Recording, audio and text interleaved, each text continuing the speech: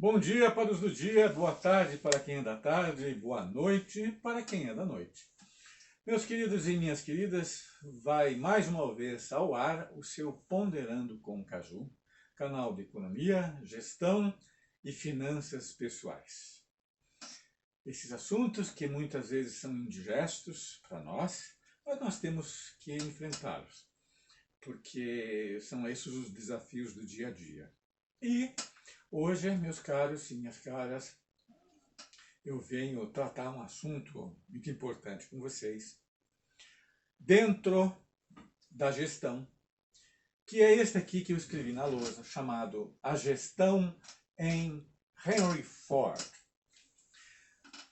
Pois bem, eu primeiro andei perguntando assim, aleatoriamente, para quem eu encontrava, se sabiam quem era Henry Ford. A grande maioria não sabia dizer quem era. Somente quem estudou administração, economia ou engenharia, ou algo meio que nessa linha, soube dizer quem era essa pessoa. E é sobre ele que eu vou ter todo esse trabalho hoje, porque ele é uma das grandes referências do sistema capitalista e ele foi um grande capitalista industrial. Porque dentro dos capitais, os capitais eles podem ser aplicados em diversas áreas. Por exemplo, um capital aplicado na agricultura, você vai ter essa pessoa, quem fez isso, um capitalista agrícola. Eu posso citar como exemplo aqui no Brasil o Blairo Maggi. Ele é o maior plantador de soja do Brasil.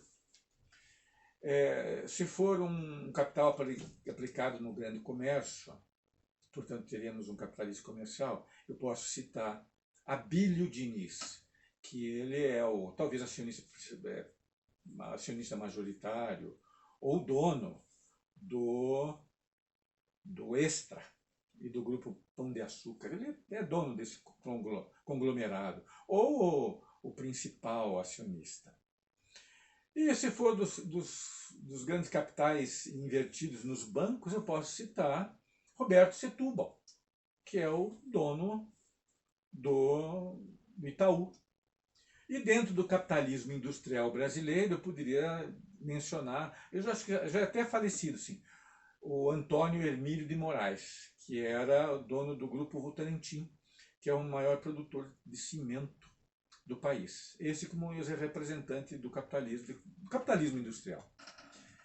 E Henry Ford, ele merece atenção justamente porque ele está na área da indústria, se dedicou a essa atividade durante a vida inteira, e ele tem uma importância muito grande nos dias de hoje, porque toda a produção em massa de mercadorias que hoje nós temos, que se faz dentro das fábricas, segue o método de trabalho dele, que ele colocou lá no início do século XX.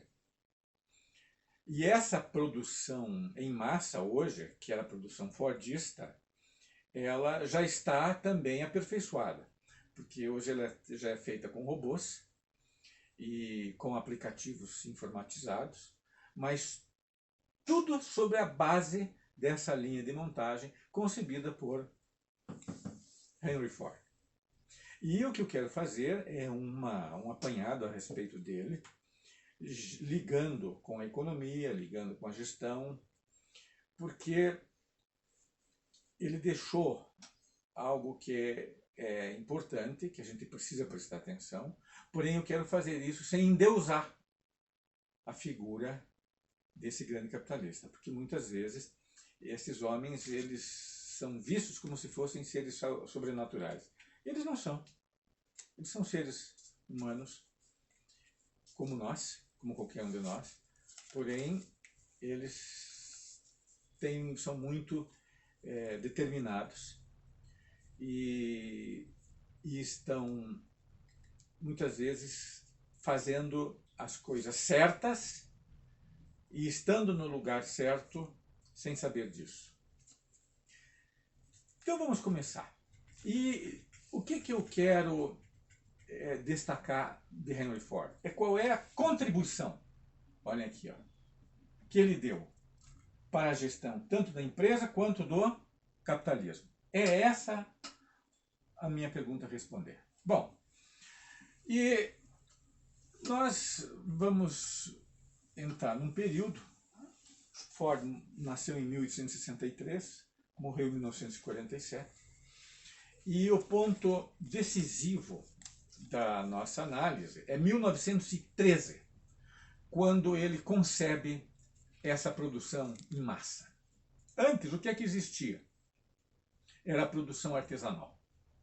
Na produção artesanal, nós tínhamos um grupo de trabalhadores muitíssimo habilidosos, todos eles altamente qualificados, que ao mesmo tempo desempenhando uma série de tarefas, porque todos eles conheciam a fundo o produto que iam fazer, eles iam ao mesmo tempo no mesmo lugar, dividindo responsabilidades e tarefas, e produziam um produto chamado automóvel. E esse automóvel, por ser feito dessa forma ainda artesanal, ele levava 12 horas para ser feito um automóvel. Isso é que era a produção artesanal. Porém, Henry Ford e os seus engenheiros, eles estavam ainda muito insatisfeitos com os resultados, porque a produção era pequena, era um automóvel por dia. O automóvel ele era muito caro, somente pessoas ricas poderiam ter acesso a ele, e ele via que o automóvel tinha uma utilidade muito grande, e ele queria fazer com que este produto, esse trabalho, essa mercadoria, chegasse às pessoas, chegasse a todos os trabalhadores, chegasse às multidões. Mas, seguindo aquele método que ele fazia, que era o que todos os outros seus concorrentes também praticavam, porque ele já havia fundado a Ford Motor Company, lá por 1902, por aí, 1903. Não tem exatamente a data, mas ele já tinha fundado. E já existiam também outras marcas que concorriam com ele, Packard, por exemplo, é uma das que, Packard, Oldsmobile, que produziam automóveis também. Eles também faziam, mas da mesma forma, da maneira artesanal. Então o que era? Era também um produto muito bem feito, claro, sem dúvida, porém muito caro e exatamente feito em pequena quantidade. Ora, essa insatisfação faz com que Ford e também os seus engenheiros, seus trabalhadores, eles prestem atenção naquele processo do trabalho. E Ford, como ele já era um trabalhador mecânico, muito talentoso, porque quando ele era pequeno, por exemplo, o pai dele deu para ele um relógio. E ele desmontou o relógio, como muitas vezes podem fazer as crianças. Só que ele montou, ou melhor dizendo, só que ele desmontou e daí montou o relógio. E aí já foi demonstrando essas suas habilidades. E os pais dele moravam numa fazenda, eles eram agricultores. E agricultores médios, não eram agricultores ricos e também não eram agricultores pobres, eram agricultores médios. E Ford começa a trabalhar, o pequeno Henry, né, com tratores, na fabricação de tratores, porque ele conhecia o trabalho rural muito bem, trabalhava junto com os pais, sabia o sacrifício que era fazer aquilo, e ele queria encontrar formas de tornar aquele trabalho imenso, aquela trabalheira que não acabava mais suave, menos sacrificante para as pessoas. Era isso que ele queria fazer. Então ele começa com os tratores, tem o domínio desse trabalho, mas chega a um ponto que ele desiste de trabalhar com tratores, porque ele vê que as pessoas não queriam ser puxadas, as pessoas queriam ser transportadas. Porque o trator, o que ele faz? Ele puxa um arado. E ele queria uma carruagem sem cavalos. O automóvel já tinha sido inventado. e o automóvel com motor a explosão. Essa que é a diferença, porque motor a vapor já existia. Então o que foi inventado foi motor a explosão. Já existiam os automóveis. E então Ford larga da produção de tratores e vai para montar uma oficina para a produção de automóveis. E também monta um automóvel seu, com características próprias, um automóvel mais leve, de grande durabilidade, e vai fazendo vários modelos. Ele faz um modelo A, faz depois um modelo B, ele faz o modelo A, vende, mas não está contente. Prefere fazer um outro modelo mais aperfeiçoado, faz o modelo B. Faz o modelo B,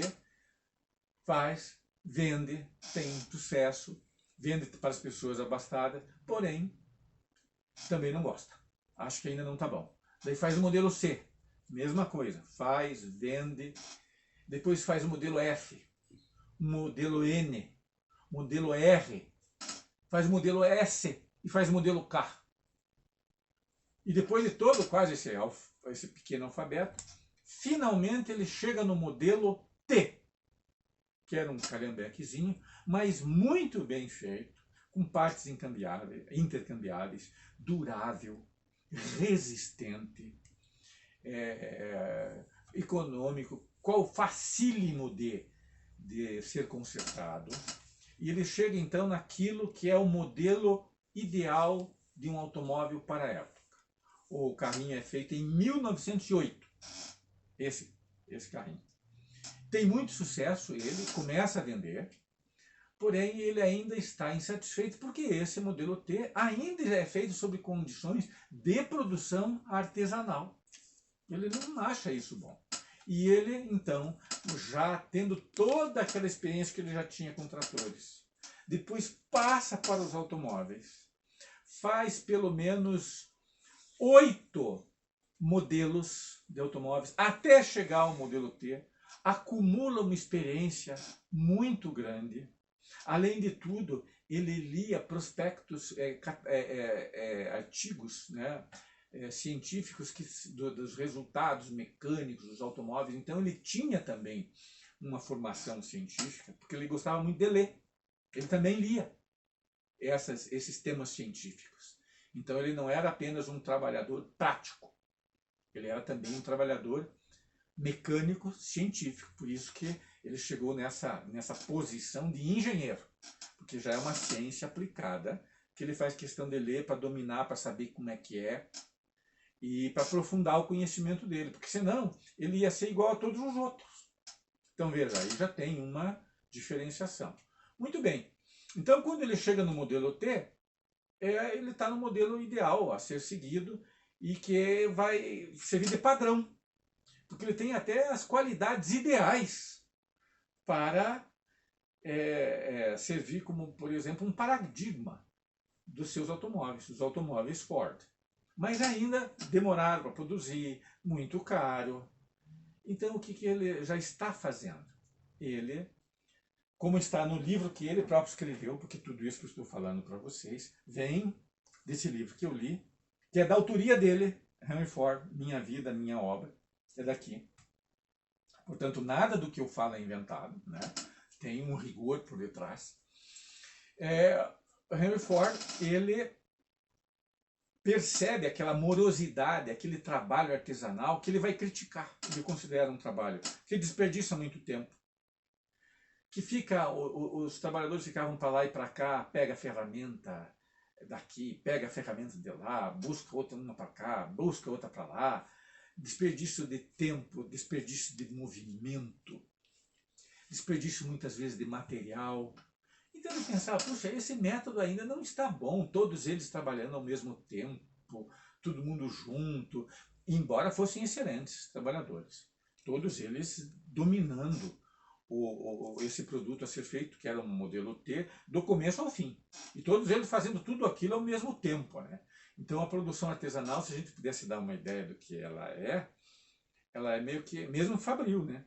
Ela é uma muvuca, né? Uma muvuca de pessoas, toda aquela aquele povaréu, e fazendo, e batendo, e torcendo, e com chave de fenda, e serrando, e estão fazendo. Muito bem. Então, Ford, ao observar o trabalho se não me engano, dos açougues, está aqui acho que na página 117, lá, por aí, por aí. Ele pega o exemplo do corte de bovinos, que eles vêm numa carretilha e eles vão sendo retalhados naquela carretilha passo a passo. É isso que está descrito no próprio livro dele. E ele toma aquilo pela ideia inicial da linha de montagem. E junto com outros engenheiros, ele pensa o seguinte: ao invés de todo mundo ir para o trabalho, vamos fazer o seguinte, vamos fazer com que o trabalho, imitando a carneação com os cortes bovinos, o trabalho vem até ele devagarinho, e ao invés do trabalhador fazer um monte de operações, ele vai fazer apenas uma tarefa. Nem que seja só apertar um parafuso. Um aperta um parafuso e o outro desaperta. Mas, se um fizer apenas esse aperto do parafuso, o tempo que ele vai despender é muito menor. Daí, apertado esse parafuso, passa para outra tarefa. E na outra tarefa, o outro trabalhador vai fazer, digamos, daí pega esse parafuso, digamos, ele vai bater o parafuso, não. Digamos, ele vai bater fazer um outro movimento lá, que é a sequência do trabalho. Mas um movimento, uma tarefa muito simples. Ou de apertar, ou de puxar, ou de torcer, ou de bater, ou de serrar, ou de parafusar, ou de desparafusar. Então, o que fez? Ele separou tudo isso em tarefas simples, que precisam ser feitas. E cada tarefa simples, elementaríssima, é feita por um trabalhador numa sequência rigorosa, que vai evoluindo nessa linha de montagem, à medida que esse trabalho ele vem numa esteira e passo a passo ele vai sendo complementado até que esse automóvel, que chega com um chassi, lá no final dessa linha está recebendo o motor, daí no final põe a lataria, né, do motor, daí põe um pouquinho de gasolina, liga o danado e tira ele dentro da fábrica. Então ele já fez essas primeiras concepções e já deu resultado. Porque antes ele demorava 12 horas para produzir um automóvel. Agora, nas 12 horas, ele passou a produzir 8 em 12 horas. Conseguia fazer daí um automóvel em 1h30. Isso quando? Em 1913, porque era o modelo T, que já era o modelo perfeitinho, que ele considerava, não, esse modelo aqui é supimpa. E esse modelo T vai descoberto não, aprontado em 1908. 5 anos depois, em 1913, ele vai entrar na linha de montagem. Ainda primitiva, dando seus primeiros passos, mas já apresenta os primeiros resultados. Quais são eles? O automóvel que vai ser produzido vai ser em 1h30. E ao invés de produzir um em 12 horas, são 8. Então, quer dizer, dá um salto na produção de 8 vezes. E essa grande produção em grande escala é a que existe hoje, como eu disse, só que feita já por robô, por computador, essas coisas, né? Mas começa lá com o Henry. Né? Veja a intimidade que eu tenho com ele, né? O Henry. Começa com o Henry. Pois olha, então, e ele vai fazendo aperfeiçoamentos, ele mais engenheiros, e até muitas vezes os próprios trabalhadores que trabalhavam com ele, dando uma sugestão. Às vezes um trabalhador de tanto fazer aquilo, dizia, chega lá, ô, seu Henry, aqui, ó, esse negócio aqui não tá bom, ó. Se a gente apertar, não desse jeito aqui, mas se a gente apertar desse outro jeito e colocar ele virado, vai ficar melhor e mais rápido. o Sir Henry Ford mais os seus engenheiros arregalavam o olhão, né? Opa, vamos fazer isso. Muito bem. Em 1927, ó, a linha de montagem de Ford está produzindo, não se preocupe, eu li 3 vezes isso, um automóvel a cada 30 segundos. É isso que vocês estão ouvindo. Um automóvel a cada 30 segundos, ou então 1000 automóveis por dia. Claro, não é que em 30 segundos sai um automóvel, faz um automóvel. Daí é a mágica, né? Não. É que tem uma série de automóveis sendo produzidos, todos eles em linha de montagem. E daí, como são muitos trabalhadores em linha, e são tantos que são feitos, e são várias linhas que eles vão aprontando, que a cada mais ou menos 30 segundos sai um automóvel pronto de dentro da fábrica. Vejam só. De 1913 para 1927, assim, fazendo meio conta, acho que dá uns 14 anos. Dá uns 14 anos. Ele foi aperfeiçoando essa linha de montagem incessantemente. Muito bem. Então, o automóvel, o modelozinho T dele, era produzido daí 1000 por dia. E o preço como é que ficava? Em 1913, o preço do modelo T era $850. Em 1927, passou para $260. Ele conseguiu reduzir o preço, diminuindo o tempo, aproveitando melhor as matérias-primas, cada trabalhador fazendo uma tarefa só. Para o trabalhador era massacrante, porque para o trabalhador que antes fazia todas as funções e era um trabalho inteligente, ele passa a fazer uma atividade só, digamos, bater um parafuso, ou só bater um negócio. Era uma coisa bem burra mesmo, né? Tanto é que os trabalhadores não paravam na linha de produção, que ganhavam um pouco. E não queriam ficar o tempo inteiro batendo, fazendo aquela mesma tarefa, né? Isso está famoso no filme do Charles Chaplin, Tempos Modernos. Um filme muito famoso, que fala sobre a linha de montagem, a esteira de produção. Muito bem. O que o Henry Ford faz? Já em 1914, ele vê, nossa, a rotatividade de pessoal é muito alta. Eu tenho 14 mil trabalhadores, mas para eu manter esses 14 mil, eu tenho que empregar 50 mil todo ano, porque eles não aguentam ficar batendo só prego o dia inteiro, ou apertando, desapertando, serrando, só isso o dia inteiro. O que ele fez? Os 34 centavos por dia de trabalho, mais ou menos. Esse era o padrão americano. $2,34. Ford aumenta o salário para $5. Dobra o salário. Por que ele fez isso? Porque ele era bonzinho? Não. Porque ele calculou que a produtividade era tão alta, estavam começando a produzir tantos automóveis, num tempo cada vez mais curto, que dava para diminuir o preço do auto, vender uma quantidade enorme, porque o carro ficava mais barato, e nessa quantidade enorme vendida, ele podia pagar mais para os seus trabalhadores. Dobrou o salário. Passou a ser o melhor salário da indústria americana. O melhor de todos os salários. Os trabalhadores iam na casa dele, ou na porta da fábrica da Ford, pedir emprego para ele, porque ele era o melhor salário. Mesmo tendo que fazer aquela mesma atividade rotineira de batendo prego. Por quê? Porque o Ford ele dobrou o salário. Mas ele sabia calcular, ele sabia conceber, ver. Era essa a estratégia. E viu que a melhor coisa que pode ter para a indústria é um salário elevado. Então vejam.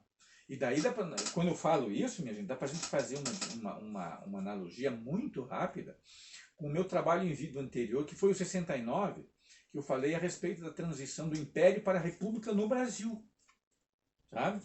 Da escravidão para a República, porque o Brasil já tinha fábrica. Foi feita a abolição na sua última etapa, mas a mentalidade escravocrata não foi abolida. Se aboliu os escravos, mas não a mentalidade. Então, quando nas fábricas, que o Brasil começou a ter cada vez mais, porque o trabalho daí tinha que ser todo ele remunerado, todo ele assalariado, o que eles pagavam, os proprietários das fábricas, que muitas vezes também eram fazendeiros, o que eles pagavam? Os trabalhadores? Só para comer, não era como os escravos. E o Henry Ford, totalmente o contrário, já a partir de 1914. Então, enquanto no Brasil, nessa época, 1914 mais ou menos, estava se pagando para os trabalhadores mais ou menos um salário só para comer, que era o que os fazendeiros gastavam com os escravos, o Ford dobrou o salário na indústria. Dobrou. Sim, senhor. Sim, senhor. Deixou todo mundo boquiaberto. E ele justificava a sua posição. Agora, eu posso fazer uma conclusão, concluir a respeito do capitalismo e a respeito da empresa. No que diz respeito, por exemplo, ao capitalismo. Olha, eu peguei do Henry Ford e escrevi ali no meu computador. Está na página 113 até. Opa, 113. Página 113 não, 117. Vamos lá. 117. Atenção, povo, paciência, um pouquinho de paciência. Ah, tá aqui. Olha aqui, ó. Ó, já separei aqui, ó. Só escutem. Nenhuma pergunta é mais importante que a dos salários. A maioria das pessoas do país vive de salários. A escala do seu sustento, a taxa de seus salários, determina a prosperidade do país. Henry Ford dizendo isso. Era o que ele praticou lá em 1914. Só li um pedacinho bem resumidinho, ó, na página 117, que ele disse. A prosperidade do país depende dos salários dos trabalhadores. E ele dobrou. E qual é a mentalidade que nós temos hoje? Desse jeito, vai ser difícil a gente ter uma população trabalhadora que receba os frutos do seu trabalho e fique contente. Que isso também pode acontecer porque Ford fazia questão de pagar um salário melhor. Depois de $5 passou para 6 ainda. De tal forma que o trabalhador tivesse menos preocupado com o seu sustento. Porque ele sabia que o que ele ganhava era suficiente para ele, trabalhador, comer, viver mais dignamente. Por isso, é uma conclusão importante de um capitalista industrial. E ele condenava a especulação, que é o que existe hoje. Bom, e isso eu dei a conclusão sobre o capitalismo, né? Ou seja, a prosperidade do país, portanto, o capitalismo brasileiro, digamos, do mundo, né? A prosperidade depende da taxa de salário. E quanto à empresa? Quanto à empresa, ele dizia o seguinte, o Ford, na página 161, deixei ali anotadinho no meu computador, na 161. Como é que ele dirigia a empresa? Olha só, está aqui. Ó. Em primeiro lugar, sustento que é melhor vender em grande número de carros, um grande número de carros a uma margem de lucro razoavelmente pequena do que vender menos carros a uma grande margem. Quer dizer, é ganhar com um lucro individual por mercadoria pequeno, mas como são milhões que vão ser produzidas, 1.000 automóveis por dia, ele ia ganhar um lucro total grande na totalidade dessa produção. Por isso que Henry Ford é tão importante. Mesmo o período dele, 1863, olha aqui, meu povo. 1863, 1947. Olha. E olha a lição que ele deixou. Desse livro, recomendo que vocês, se puderem, Minha Vida, Minha Obra.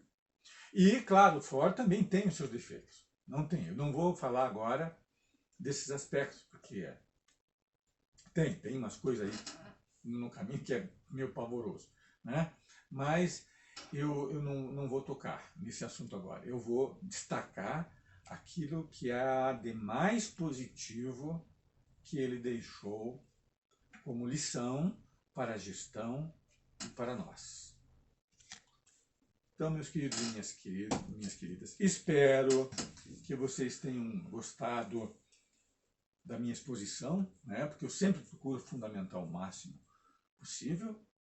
Perdoem a demora, mas nós já deu acho que 30 minutos. Filho, deu 30 minutos? Aí, está na hora de acabar.